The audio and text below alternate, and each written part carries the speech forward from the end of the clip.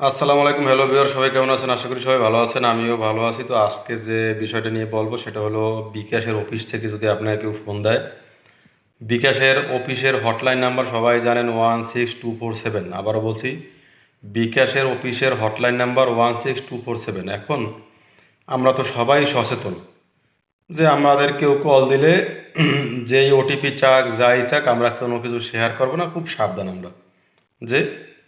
কিন্তু আপনার কাছে যদি বিকাশের অফিসের নাম্বার থেকে ফোন আসে 16247, বিকাশের অফিসের হটলাইন নাম্বার থেকে, তখন কি করবেন?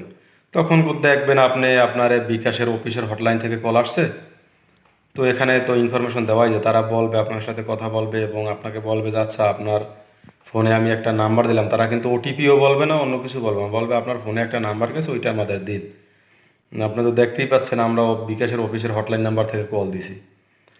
তো দেখেন বর্তমানে এরকম অনেক সিস্টেম আছে, অনলাইন থেকে ডলারের মাধ্যমে বিভিন্ন অ্যাপসের মাধ্যমে এরকম নাম্বার বানাই তৈরি করে কল দিতে পারে।